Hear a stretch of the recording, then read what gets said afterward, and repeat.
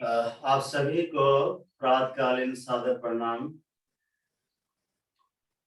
साथियों, हम contemporary techniques of self management paper में जो विषय वस्तु है, मूलतः समकालीन योगी और योग के मास्टर के द्वारा प्रतिपादित ध्यान की विधियां, उन ध्यान की विधियां की सैद्धांतिक पृष्ठभूमि और क्रियाविधि के बारे में कुछ दिनों से प्रातःकालीन इस प्रयोगात्मक सत्र में चर्चा कर रहे हैं।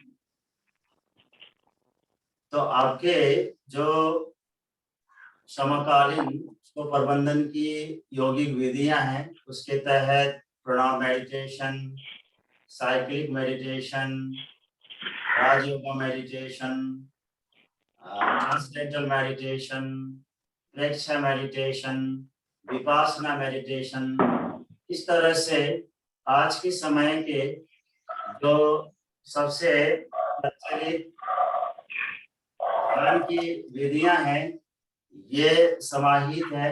तो ये ध्यान की जो अलग अलग विधियां हैं, मन के शुद्धि और सिद्धि की, मनोनिग्रह की और मन से पार जाने की, इसमें से हमने अपनी सत्संग को शुरू कर ली है। हमने इससे पहले की कक्षा में Pranava meditation, cyclic meditation, Kundalini meditation, इसी तरह से विपासना मेडिटेशन की सैद्धांतिक पृष्ठभूमि और क्रिया विधि के बारे में आपके साथ डायरेक्ट इनडायरेक्ट साझेदारी की है। आज की कक्षा में ब्रह्म कुमारी ईश्वरीय विश्वविद्यालय में सर्वाधिक कराए जाने वाला और दादा गुरु लेखराज के द्वारा प्रतिपादित हम राजयोग मेडिटेशन के बारे में आपके साथ साझेदारी करेंगे। यही ध्यान को संक्षेप में राजयोगा मेडिटेशन या ब्रह्म कुमारी राजयोगा मेडिटेशन कहा जाता है। और इस ध्यान के सैद्धांतिक पृष्ठभूमि और क्रिया विधि में हमें मार्गदर्शन करने के लिए आज इस ध्यान की प्रक्रिया में लंबे अनुभव, ज्ञान और कौशल रखने वाले हमारे आदरणीय भाई डॉक्टर सुनील कुमार जी हमारे साथ जुड़े हैं। डॉक्टर सुनील कुमार जी को मैं विगत 15 वर्षों से जानता हूँ, मानता हूँ। इनकी योग की प्रति निष्ठा, विशेष रूप से ब्रह्म कुमारी राजयोगा मेडिटेशन में इनका जो प्रवेश है और इनका अनुभव है, वास्तव में एक सम्मान से पूर्ण और मैं सच हिसाब से कहूँ तो बहुत सार्थक है। जब मैं ब्रह्म कुमारी राजयोगा मेडिटेशन के बारे में सोच रहा था तो मुझे एक याद में सुनील भाई की याद आई। तो प्यारे बच्चों, सुनील भाई ने योग में पीएचडी करी और वो पतंजलि विश्वविद्यालय की तरह गुरु राम राय विश्वविद्यालय देहरादून में योग विभाग में प्रोफेसर के पद पे वो कार्यरत हैं। आज उन्हें हमने गेस्ट फैकल्टी के रूप में वेबकास्ट में आपके साथ जोड़ा है। इन्होंने हमारी शॉर्ट नोटिस में रिक्वेस्ट को स्वीकारा, आप हमारे साथ जुड़े हमें और हमारे बच्चों को मार्गदर्शन करने के लिए। इसीलिए पूरी पतंजलि विश्वविद्यालय परिवार हम सभी आपका स्वागत अभिवादन करते हैं, आपको प्रणाम करते हैं। ओम शांति। साथियों, ये प्रातःकाल है, ब्रह्म मुहूर्त का समय है। इस सेशन का मूल उद्देश्य ब्रह्म कुमारी राजयोग मेडिटेशन के सैद्धांतिक पृष्ठभूमि और क्रिया विधि में आपके साथ साझेदारी करना है। तो इन्हीं शब्दों के साथ मैं आदरणीय भाई डॉक्टर सुनील कुमार जी से निवेदन करता हूँ, आगे की सत्र ब्रह्म कुमारी राजयोग मेडिटेशन में आप फैसिलिटेट करने की कष्ट करें। डॉक्टर सुनील जी। जी, आप सभी को नमस्कार, प्रणाम। पतंजलि विश्वविद्यालय के सभी student, professor, faculty members, staff member सभी को मेरा सादर प्रणाम और ओम शांति। आज हम बात करेंगे राजयोग मेडिटेशन। राजयोग नाम सुनकर ही मन प्रफुल्लित हो जाता है, प्रसन्नचित हो जाता है। हमारे जितने भी ग्रंथ हैं सभी में राजयोग का विशेष वर्णन प्राप्त होता है। सभी योगों में राजयोग सर्वश्रेष्ठ योग माना गया है। ब्रह्मा कुमारी ईश्वरीय विश्वविद्यालय 1936 से इसकी शुरुआत हुई थी। राजा लेखराज इसकी शुरुआत किए थे, स्वयं परमपिता परमात्मा के मार्गदर्शन के द्वारा, जो आज संपूर्ण विश्व में राजयोग के माध्यम से लोगों को सुख शांति आनंद की प्राप्ति करा रहा है।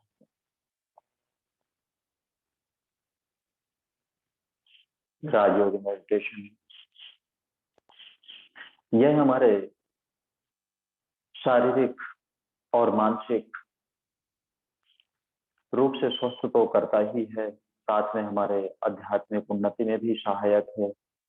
हमारी आत्मा की जो जंग लगी हुई है, आत्मा जो पाप कर्मों के संस्कार हैं, उन सभी संस्कारों को समाप्त करने का एक ये राजयोग महत्वपूर्ण मेडिटेशन है। बाबा कहते हैं कि राजयोग के अभ्यास करने से व्यक्ति राजाओं के समान हो जाता है। उसे सभी सर्व खजानों की प्राप्ति हो जाती है। लगभग 80 साल हो गए ब्रह्मा कुमारी को और वह निरंतर प्रगतिशील है।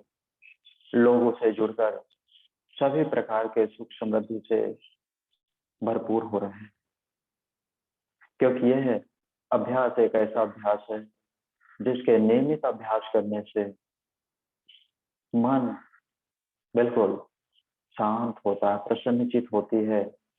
ब्रह्मा कुमारी मुरली में ब्रह्मा कुमारी में पिछले 80 साल से एक मुरली क्लास भी चलती है। आप लोगों को मैं ज्यादा डिटेल में ना बता के शॉर्टकट में बताता हूँ। ब्रह्मा कुमारी ईश्वरीय विश्वविद्यालय में पिछले 80 साल से स्वयं परमात्मा के द्वारा प्रदान किए हुए ज्ञान को सुबह 7 से 8 बजे के मध्य में एक मुरली क्लास होती है, जिसमें मेडिटेशन और परमात्मा के ज्ञान को सुनाया जाता है। कई बच्चे होंगे जो जुड़े हुए होंगे, उनके गार्जियन जुड़े हुए होंगे। आप लोगों को कभी मौका मिले तो ब्रह्मा कुमारी जी में एक 7 दिन का कोर्स होता है जो बिल्कुल फ्री है। आप चाहें तो अपने आसपास जो नजदीक में योगा ब्रह्मा कुमारी सेंटर है वहां पर जाकर आप ज्वाइन करें। सबसे पहली चीजें, इसमें हम लोग 7 दिन में 7 सब्जेक्ट लेते हैं, लेकिन हम आज का जो राजयोग सिर्फ मेडिटेशन है तो उसमें सिर्फ 2 चीजें लेंगे। पहले विषय में हम लोग आएंगे अपने स्वयं के विषय में। हम लोग ओम शांति के विषय में बात करते हैं। ओम और शांति, ओम का भाव है मैं स्वयं। मैं स्वयं मतलब मैं एक आत्मा हूं और यह आत्मा शांत स्वरूप है। शांति का भाव है शांत और ओम का भाव है आत्मा। इसलिए दोनों का भाव हुआ मैं आत्मा शांत स्वरूप हूं। आत्मा, जब भी आप देखते हैं, आप योग के स्टूडेंट हैं, पढ़ते हैं, आत्मा के विषय में पढ़ते हैं, जानते हैं। साइंस भी अब मानने लगा है कि हमारे बॉडी में ऐसी कोई शक्ति है जो इस पूरी बॉडी को चला रही है। तो वह क्या है? वह एक आत्मा है, एनर्जी है, जो हमारे भ्रकुटी महल आज्ञा चक्र में विराजमान है। आप देखेंगे कि बस एक बस है, लेकिन उसका जो ड्राइवर है वो हमेशा आगे की सीट में बैठता है। उसी प्रकार से जो हमारी आत्मा है भ्रकुटी महल मतलब हमारे आज्ञा चक्र में विराजमान, जो बिल्कुल शांत स्वरूप है, सुख स्वरूप है। उसका जो गुण है बिल्कुल शांत है, सुख है, सुख की चाहत है उसे किसी भी प्रकार के दुख, द्वेष भावना, घृणा, ऐसी चीजें उससे पसंद ही नहीं है। आप प्रैक्टिकल चीजों में भी देखते हैं कि यदि आप किसी को दुख देते हैं तो थोड़े समय के बाद देखते हैं कि मैंने उसके साथ बुरा किया। वह जो आत्मा की पावर है वह बोल रही है, जो हमारी आंतरिक शक्ति है, आंतरिक पावर है, वह बोल रही है कि मैंने कुछ गलत किया। यह आत्मिक है, जो आपने पहले कर चुके हैं, वो एक भावना प्रधान है। वह समय आपको विपरीत परिस्थितियों में खींचता है, लेकिन जो आत्मा है हमें सच्चाई की राह दिखाती है। और हम उस परम पिता परमात्मा को जानने के लिए दूसरा सब्जेक्ट है हमारा परमात्मा। परमात्मा भी हमारे समान ही है। जिस प्रकार से हमारा शरीर है ये, उसी प्रकार से परमात्मा हमारे शरीर के भी पिता शरीरधारी है। लेकिन जो हमारी आत्मा है एक पॉइंट के रूप में है, लाइट के रूप में है, एनर्जी के रूप में है, निराकार है, क्योंकि एक बिंदी है, उस बिंदी को कोई आकार नहीं दे सकते, इसलिए उसे निराकार कहा गया। तो वह परमात्मा निराकार है, सदाशिव है, हमेशा वह जन्म मरण से न्यारा है, यानी कि वह कभी भी जन्म मरण में नहीं आता। जन्म मरण में मतलब वह कभी भी शरीर धारण नहीं करता, गर्भ से जन्म नहीं लेता। जबकि हम जो शरीरी हैं, ये शरीर जो धारण किए हुए हैं, हम लोग शरीर माँ बाप के माध्यम से धारण करते हैं, लेकिन परमात्मा इन सब चीजों से परे, इसीलिए वह परम आत्मा है। वह हमेशा परम धाम में रहने वाला है, इसलिए वह परमात्मा है। उसके जो गुण है वो भी शांत स्वरूप है, प्रकाश स्वरूप है। निरंतर वह एक रस स्थिति में व्याप्त रहता है। आप देखेंगे, आप कहेंगे कि ग्रंथों में कहा गया है कि व्यक्ति 84 योनियों को जन्म लेता है, लेकिन ये पूर्णतः असत्य है। क्यों? क्योंकि जिस प्रकार से इसका प्रमाण मैं बताता हूँ, जिस प्रकार से आम के पेड़ से अंगूर उत्पन्न नहीं होता और अंगूर के पेड़ से अनार पैदा नहीं होता, उत्पन्न नहीं होता, उसी प्रकार से एक जो मनुष्य की सोल है वह कभी भी कुत्ते बकरी में उत्पन्न नहीं होती। व्यक्ति अपने कर्मों के माध्यम से उस प्रकार की प्रवृत्ति को भोग सकता है जिस की चर्चा हमारे ग्रंथों में की गई है, उस प्रवृत्ति को भोगता है, लेकिन वह जन्म हमेशा मनुष्य योनि में ही लेगा। इसके अतिरिक्त वह किसी भी योनि में जन्म नहीं लेगा। लेकिन आप देखेंगे जो राजयोग का मेडिटेशन है, राजयोग का मेडिटेशन यही है, हम अपनी आत्मा को उस परमात्मा के साथ कनेक्ट करें। लेकिन हमें पहले तो पता होना चाहिए, यदि हमें जहां जाना है हमें उसका ज्ञान होना चाहिए। तो परमात्मा कहता है कि मैं इस धरती लोक से ऊपर, इस धरती ऊपर से ऊपर एक ब्लू स्काई है, ब्लू कलर का बादल है, बादलों के ऊपर नीला आसमान है, नीले आसमान के भी ऊपर एक मेरा परम धाम है। आप हमेशा सुनते हैं परम धाम के विषय। वह परम धाम हमारी आत्माओं का और पिता का, हमारे जो हमारे मुख्य पिता है, इस आत्मा का रियल पिता है। ये शरीर के पिता तो नष्ट हो जाएंगे, यह शरीर हमारा भी नष्ट होगा, लेकिन जो हमारा स्वरूप है, आंतरिक स्वरूप है आत्मा का, वह कभी भी नष्ट नहीं होता और वह परमात्मा भी नष्ट नहीं होता। और इस आत्मा के माध्यम से उस परम पिता परमात्मा को याद करने के लिए हमें सबसे पहले स्वयं को आत्मा समझना पड़ेगा। जिस प्रकार से आप देखते होंगे कि लाइट को यदि कनेक्ट करना है तो तार को छीलना ही पड़ेगा। इसीलिए उस राजयोग मेडिटेशन के लिए हमें सर्वप्रथम अपने को शरीर से मुक्त होना पड़ेगा कि मैं ये शरीर नहीं हूं, मैं एक तो आत्मा हूं जिसका स्वरूप शांत है। तो सबसे पहले अपने आप को आत्मा समझें कि मैं एक बिंदु हूं। सभी ध्यान मुद्रा में बैठ जाएं।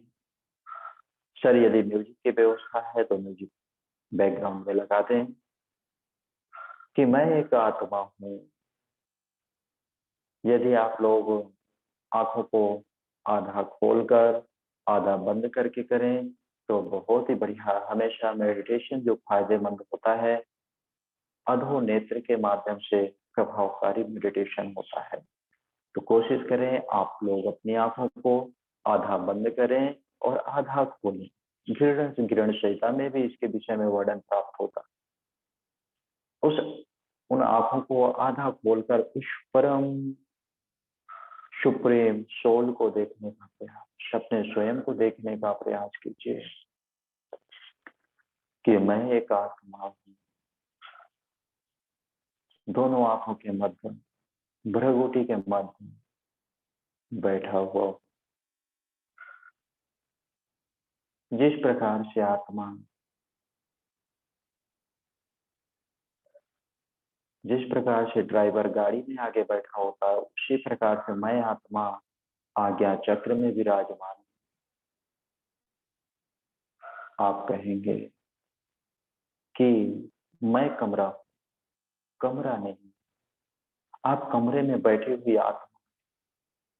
और ये दरवाजे और खिड़की ये हमारे इंद्रिय जिनके माध्यम से हवा आ रही है, आप लोग चाह रहे हैं।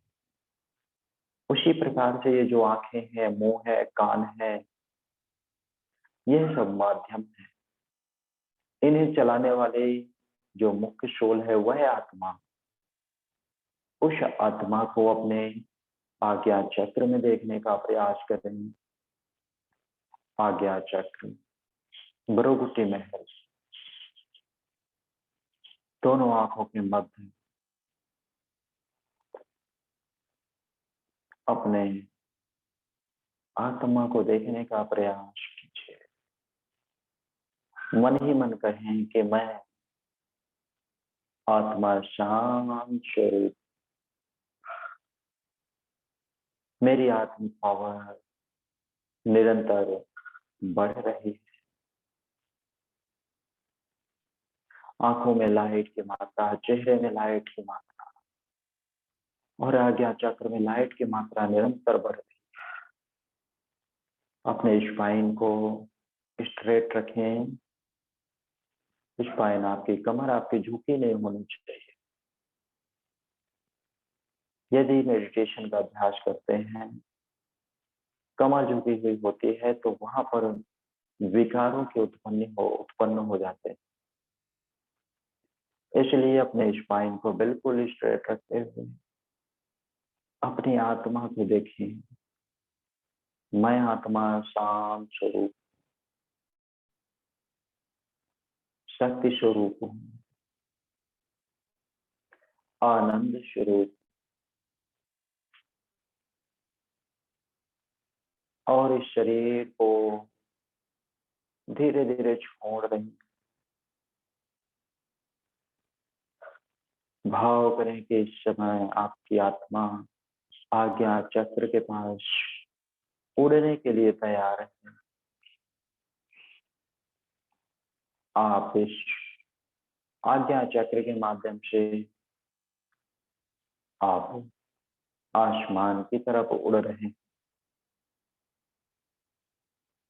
मन को म्यूजिक के साथ एकाग्रित करते हुए सभी आसमान की तरफ उड़ने का प्रयास करेंगे।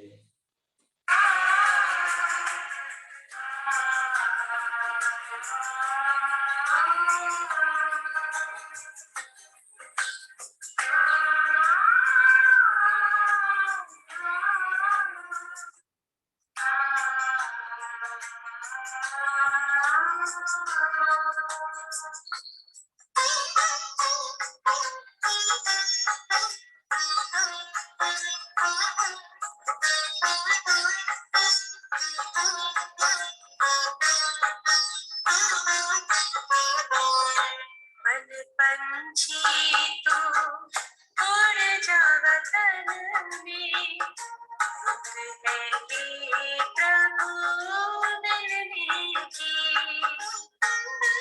मस्त पवन है, महका चमन है, मस्त पवन है, महका चमन है, बेला है मंगल मिलने की। मन पंछी तो उड़ जावा तन में, है ये प्रभु मिलने की।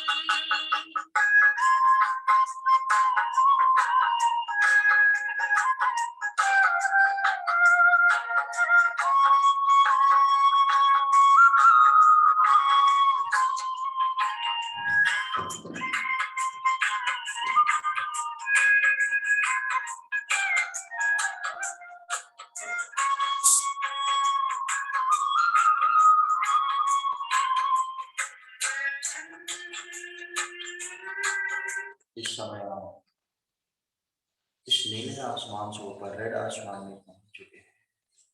भाव करें, पिक्चराइज कीजिए कि आप इस समय परम धाम, जो चारों तरफ रेड कलर का आसमान है, चारों तरफ रेड ही रेड दिखाई दे रहा है। उस रेड आसमान में सामने एक बिंदु दिख रहा है जो लाइट के समान है, जो परम पिता परमात्मा का वो स्थान है। उस सुप्रीम सोल को लाइट के समान देखने का प्रयास करें और अपनी आत्मा से उस सुप्रीम सोल को देखने का प्रयास करें और कनेक्ट कीजिए उससे कि एक बल्ब एक ट्रांसफार्मर से मिलने गया है। अब आप उस ट्रांसफार्मर रूपी परमात्मा से शक्तियों को अपनी क्षमता के अनुसार ग्रहण कर रहे हैं। उस परम पिता परमात्मा की शक्ति लाइट के रूप में आपके सुप्रीम सोल में आ रही है।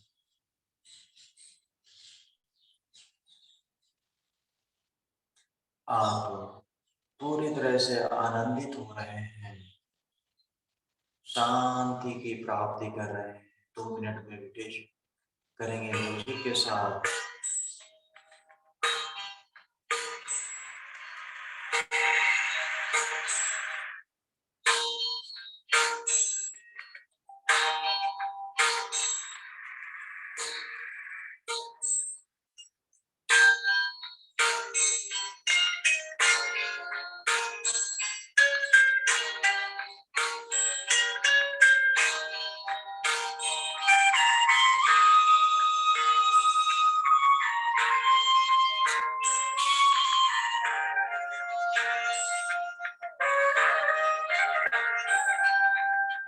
शांति सागर की लहरें जब जब पास में आए, शांति शांति।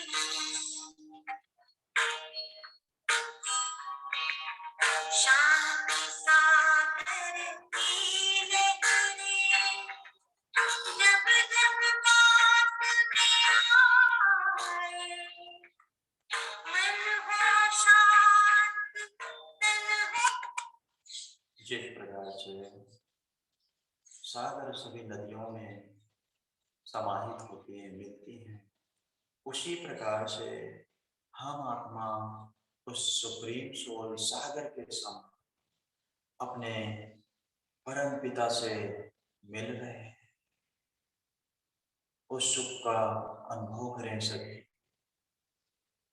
आप अपने रियल और पिछड़े हुए परमात्मा शिव से अपने पिता से मिल रहे हैं। उस पिता से मिलकर जिस प्रकार से हम अपने पिता से मिलते हैं, तो पिता हमें कुछ ना कुछ उपहार स्वरूप देता है। उसी प्रकार से वह परमात्मा भी हमें उपहार स्वरूप अपनी शक्तियों को प्रदान कर रहा है, सुख प्रदान कर रहा है, शांति प्रदान कर रहा है। किसके जिसके पास, क्योंकि जिसके पास जो होता है वह उसी वस्तु को प्रदान करता है। तो उस परमात्मा से इन सभी उपहारों को लेकर वापस आप परम धाम से नीचे की तरफ आ रहे हैं। नीचे ब्रह्मांड से होते हुए आप धरती लोक की तरफ आ रहे हैं और अपने आत्मा में, आत्मा के स्वरूप में स्थिर होकर अपने भ्रकुटी के महल आज्ञा चक्र में विराजमान हो गए। पुनः अपने आज्ञा चक्र में आप स्थिर हो गए और उस सुख को जिस प्रकार से मिठाई के बाद, खाने के बाद उस थोड़े समय के तक हम उस मिठाई के मीठे को महसूस करते हैं, उसी प्रकार से आप उस सुप्रीम सोल से प्राप्त हुई शक्तियों को, एनर्जी को, लाइट को महसूस करें। आप सभी मुख्य शक्तियों से भरपूर हो गए, शक्तिशाली हो गए। मेडिटेशन का अभ्यास आप कभी भी कर सकते हैं, लेकिन जो राजयोग का मेडिटेशन बताया गया है, परमात्मा ने बताया है कि आप अर्ली मॉर्निंग करें। समय मेडिटेशन का 2 बजे से सुबह 4:45 का समय बेहतरीन समय होता है, ब्रह्म मुहूर्त होता है। हम सात्विक सभी प्रकार की वृत्तियों से भरपूर होते हैं। लगभग 2 बजे तक जितनी भी प्रेत आत्माएं हैं, बुरी आत्माएं हैं, पार्टी फार्टी करके सब सो जाती हैं। जो पुण्य आत्माएं हैं वह 2 बजे के बाद ही जागरण उपरांत अपने विविध कार्यों को करती है, तपस्या करती है। तो जो शुभ मुहूर्त है, ब्रह्म मुहूर्त का समय, यह बेहतरीन समय होता है। लेकिन यदि 2 से 4:45 भी नहीं कर सकते हैं आप, तो 4 बजे से 4:45 का समय भी बेहतरीन समय होता है। आप ये 45 मिनट के मेडिटेशन से भी आप अपने आत्मा को, शोर को एनर्जी से, ऊर्जा से भरपूर कर सकते हैं। क्योंकि 5 बजे के बाद फिर भक्तों का लगता है। बाबा कहते हैं, एक कहानी में कथा सुनाता हूँ। बाबा के पास कई सारे बच्चे थे, सभी बच्चों की चिट्ठियां देख रहे थे। एक बात बच्चा जाता है कि बच्चा पूछता है कि बाबा, एक लिस्ट बना रहे थे चिट्ठी देख देख के। तो बाबा कहते हैं, जो वो बच्चा था वो पूछता है, बाबा क्या आप इस लिस्ट में मेरा नाम भी जोड़े हैं? ये क्या कर रहे हैं आप? तो बाबा कहते हैं, बेटा मैं इस लिस्ट में उसे बच्चे का नाम लिख रहा हूँ जो मुझे याद करता है।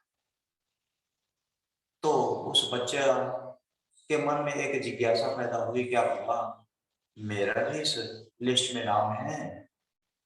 बाबा कहते हैं कि नहीं बेटा, ये तुम्हारा इसमें कहीं पर भी नाम नहीं। 1-2 दिन बाद फिर दूसरी लिस्ट बना रहे थे बाबा कि बाबा को फिर पहुंच गया बाबा। उसके मन में एक जिज्ञासा थी कि मैं इतने दिनों से समर्पित हूँ, बाबा को याद करता हूँ, क्या मेरा नाम है?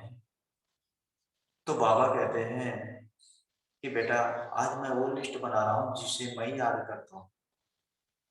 तो वो बालक के मन में एक फिर आशंका पैदा हुई कि जब मेरा उस लिस्ट में नाम नहीं है तो इस लिस्ट में कैसे होगा? दो लिस्ट है, एक जो उस परमात्मा को याद करते हैं, दूसरा वही लिस्ट है जिसे परमात्मा याद करते हैं। तो उस लिस्ट में बाबा बोले कि बेटा यह वही लिस्ट है जिसे मैं याद करता हूँ, तो इसमें तुम्हारा सबसे ऊपर नाम है। तो हमें ऐसे बात बनना है कि स्वयं परमात्मा हमें याद करें। उसके लिए यदि आप डिपार्टमेंट में ही हैं, जिन सर से आपका ज्यादा लगाव है, रोज प्रतिदिन मिलते हैं, तो वो भी आपको याद करते हैं। उसी प्रकार से हम अपने आप में इतना खो गए हैं कि उस परम पिता परमात्मा को भूल गए। जब हम भूल गए हैं तो वो भी हमें याद नहीं करता। इसीलिए हमेशा आप उस परम पिता परमात्मा को याद। गीता में भी इसके विषय में अर्जुन को कहता है कि जो भी कर्म कर दो मुझे समर्पित होकर। लेकिन आज की यही स्थिति है कि हम जो भी कार्य कर रहे हैं वो मैं कर रहा हूँ, मतलब अहंकार हो इसकी मैं कर रहा हूँ। यदि यही भाव परिवर्तित हो जाए, जो कर रहा हूँ वह करा रहा, सिर्फ मैं निमित्त मात्र हूँ, क्योंकि यह आत्मा भी शरीर भी पंच तत्वों का है। आत्मा हमारे उस परमात्मा जब चाहेगा बुला लेगा। तो हमेशा आप याद करें तो उस परम पिता परमात्मा को सुप्रीम सोल पे याद करें। आप के मन में एक दुविधा होगी कि परमात्मा कब आए कैसे चले गए। देखिए जो परम पिता परमात्मा कहते हैं कल युग भी और बहुत बड़ा, लेकिन यह सिर्फ ग्रंथों में कहा गया, रियल में ऐसा है नहीं। आप चार ये जो सृष्टि चक्र है, मैं थोड़ी सृष्टि चक्र के विषय में भी आपको बताऊंगा। ये जो चक्र है यह हमेशा घूमता रहता है। जिस प्रकार से घड़ी 12 से फिर वापस 12 में जाती है, उसी प्रकार से यह सृष्टि चक्र भी जहां से शुरू हुआ है वहीं पर समाप्त होता है। ये जो सृष्टि है मुख्यतः 4 खंडों में विभाजित है, 4 कालों में विभाजित है। सतयुग युग जो 12.5 वर्षों का होता है, यहाँ पे जो हमारी आत्मा की पावर होती है 16 गुण प्रधान, प्योर सतोगुण प्रधान होती है। यहाँ पर किसी भी प्रकार की कोई भी दुख बीमारी नहीं होती। यहाँ पे दूध की नदियां बहती हैं, जो हमारे योग ग्रंथों में, हमारे शास्त्रों में गाया है, हमारे बुजुर्ग हमें सुनाते। तो यह वह समय था। फिर आता है त्रेता युग, 1250 वर्ष इस सृष्टि के कंप्लीट होने के बाद फिर त्रेता युग आता है, 1250 वर्ष का। इसमें भी व्यक्ति के पास किसी भी प्रकार का कोई कमी नहीं होती, सभी सुखमय व्यतीत करते हैं, सुखी जीवन व्यतीत करते हैं। जमीन जायदाद के लिए कोई लड़का झगड़ता नहीं। इन दोनों युगों में भरपूर सुख समृद्धि होती है। सभी राजा और प्रजा सब समान होते हैं। गाय बकरी और शेर सभी एक ही नदी का पानी पीते हैं। किसी का किसी के मन में कोई बैर भाव नहीं होता।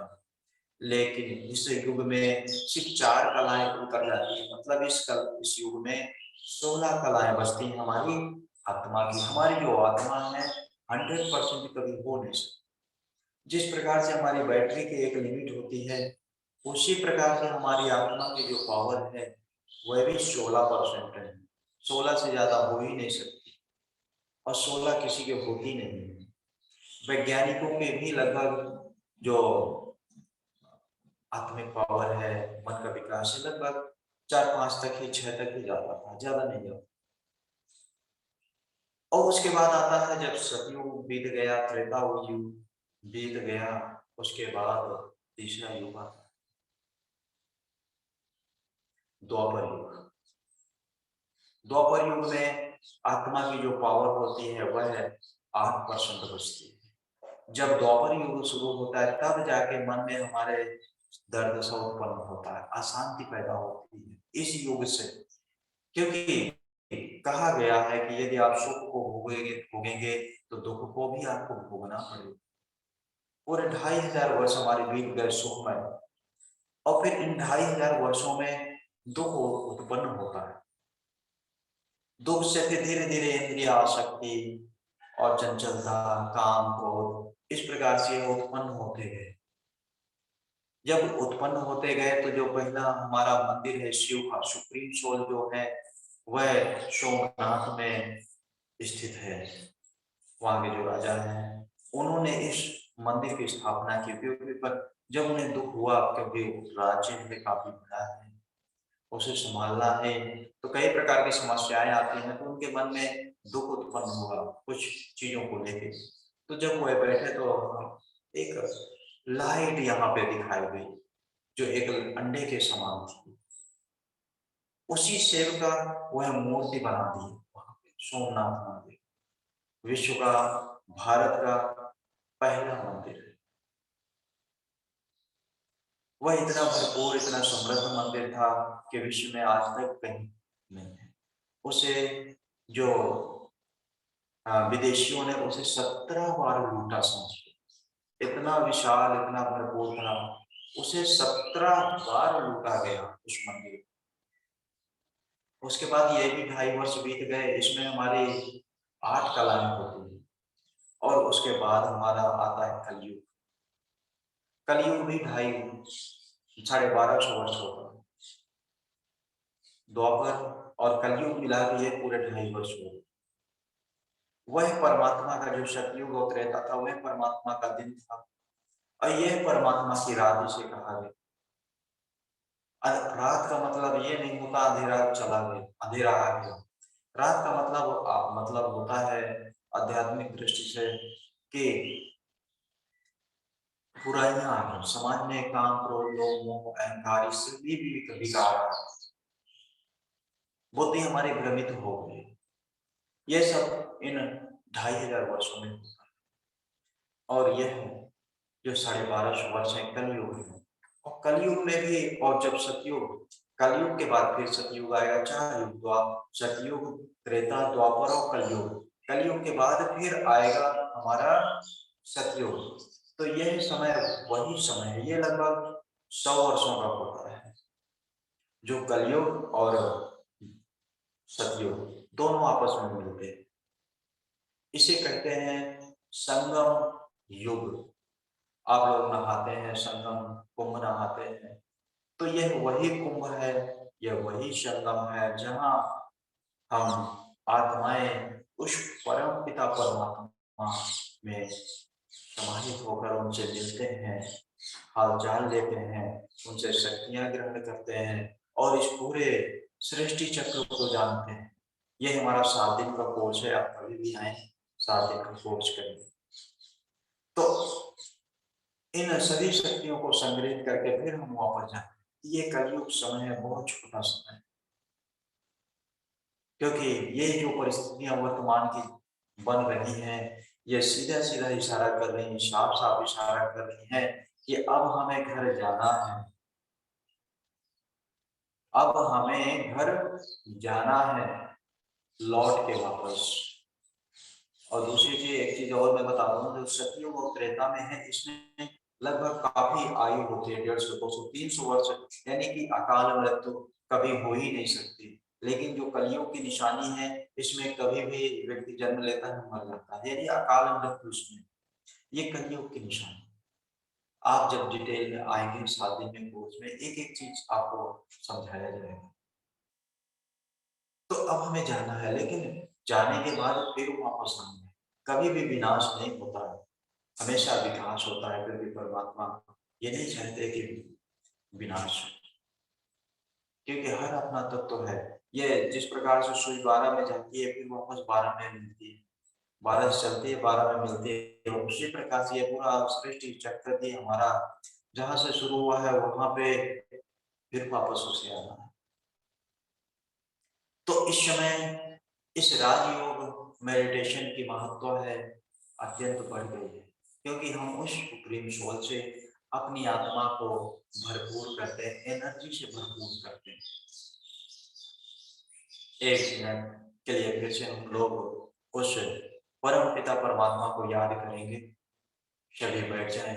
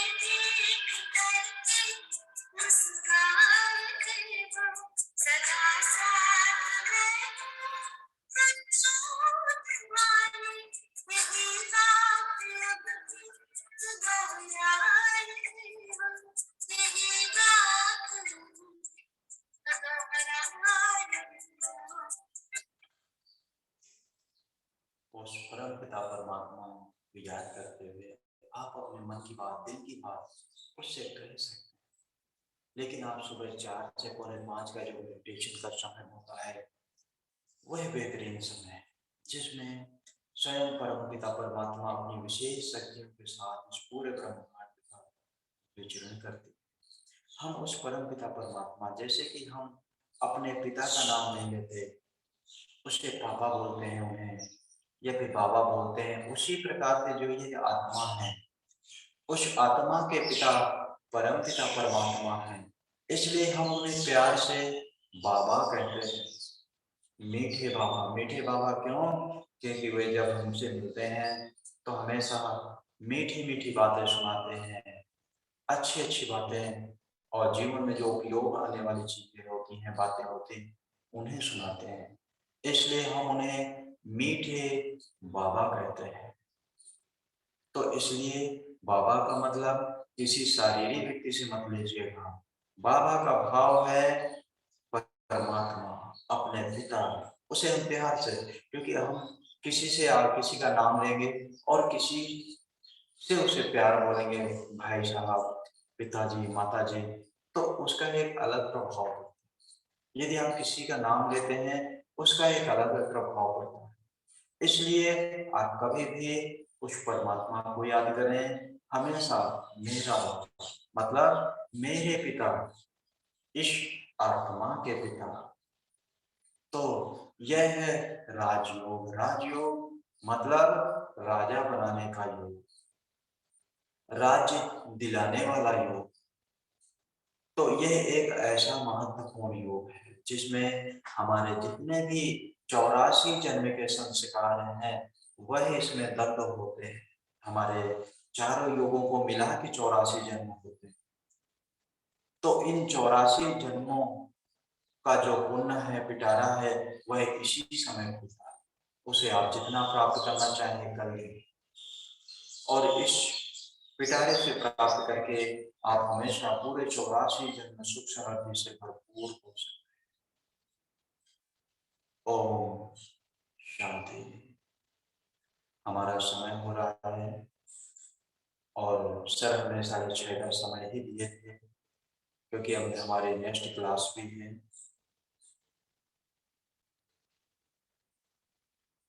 और मैं डॉक्टर रुद्र भंडारी सर से मैं निवेदन करूंगा कि आए।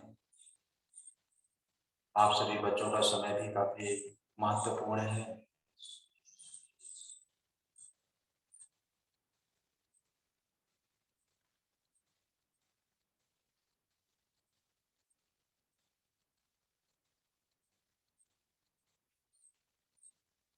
आप सभी बच्चों का महत्वपूर्ण समय है। आप लोग मास्टर डिग्री को कर पा रहे, साथ में आप लोगों को तैयारी भी करनी है। तो प्यारे बच्चों, डॉक्टर सुनील हमारी बहुत शॉर्ट इनविटेशन को स्वीकार करके हमारे वेबकास्ट के साथ जुड़े। उन्होंने 1 घंटा की बहुत संक्षिप्त समयावधि में राजयोग की सैद्धांतिक पृष्ठभूमि, अवधारणा और उसके क्रियाविधि हम सभी के साथ साझेदारी की। प्रातःकाल ब्रह्म मुहूर्त की इस पावन वेला में उन्होंने राजयोग जैसे महत्वपूर्ण ध्यान की विधि के बारे में हमें अवगत कराया। इसलिए हम आपको पतंजलि विश्वविद्यालय और पूरी वेबकास्ट में जुड़े हुए हमारे सभी विद्यार्थी, अन्य विद्यार्थी की तरफ से हार्दिक आभार व्यक्त करते हैं, आपको धन्यवाद करते हैं। मेरा सौभाग्य है कि आप मुझे याद किए हैं और आप हमारे गुरु भी रहे हैं और हम आपसे सीखे भी हैं, जाने भी हैं, तो इसलिए हमारा मना करने का तो कोई औचित्य ही नहीं है। और आप हमेशा जब भी याद करेंगे हम आके जो भी आज्ञा होगी हम उसे स्वीकार करेंगे और कोशिश करेंगे कि उसे लक्ष्य तक पहुंचाएं। और यही हम आपसे सीखे हैं और हमेशा आपसे सीखने की इच्छा बनी रहती है हमारी। धन्यवाद डॉक्टर सुनील, ये आपकी बड़प्पन है। जो लोग जितने अंतर जगत की यात्रा में उन्नत होते हैं, परमात्मा की प्रकाश जितनी ज्यादा उन साधक को मिलती है, उनके अंदर ऐसी विनम्रता और कृतज्ञता का भाव होता है। मुझे लगता है इसी वजह से आपका हमारा लगाव बरसों से है। ये मनुष्य की प्रवृत्ति और मानवीय चेतना का एक महत्वपूर्ण पहलू है। जब तक मनुष्य की वेवलेंथ में और चेतना के लेवल में मैचिंग नहीं होता, तब तक एक गहरा लगाव और दीर्घकाल तक लगाव नहीं होता। तो पुनः हम आपको विशेष धन्यवाद देते हैं, आपका आभार व्यक्त करते हैं। आप राजयोग के मार्ग में बहुत आगे बढ़े और अंतिम ऊंचाई को छुएं और हम सभी को समय समय पर इसी तरह से इस महत्वपूर्ण योग के साधना मार्ग का मार्गदर्शन देते रहें। और आपका विशेष आभार और आपको हम सभी की तरफ से मैं बच्चों के लिए और कहना चाह रहा हूँ कि इस कोरोना काल में काफी बच्चों की क्या है योग की पढ़ाई प्रभावित हुई है। तो इसके लिए मैं इस बात को ध्यान में रखते हुए एक मैं कोचिंग स्टार्ट किया हुआ योग कोचिंग। तो जो भी बच्चे ज्वाइन करना चाहें तो वो ज्वाइन करें। ये बहुत ही सस्ती यानी चीपेस्ट कोचिंग योगा जो भारत में शुरू हुई है उसे मैं स्टार्ट किया हूँ। 200 रुपये महीने की, सिर्फ 200 रुपये महीने। तो जो भी बच्चे ज्वाइन करना चाहें कर सकते हैं। यदि जो पैसे नहीं भी दे सकते और पढ़ने के इच्छुक हैं वह भी हमसे संपर्क कर सकते हैं। तो धन्यवाद सुनील भाई। और जो भी बच्चे पढ़ने के लिए फेथफुल हैं, पैशनेट हैं, सुनील भाई से आप संपर्क कर सकते हैं। योग विधा के एक ये बड़े सुलझे हुए प्राध्यापक हैं। आप सभी को मैं सजगता के लिए, प्राण और भाव संचार के लिए सत्र में विशेष धन्यवाद देता हूँ और सत्र की समाप्ति की घोषणा करता हूँ। हम आगे मिलेंगे नया ध्यान विधि और नया अतिथि के साथ। तब तक के लिए आप सभी को प्रणाम, धन्यवाद। आपका दिन और जीवन शुभ हो, मंगलमय हो।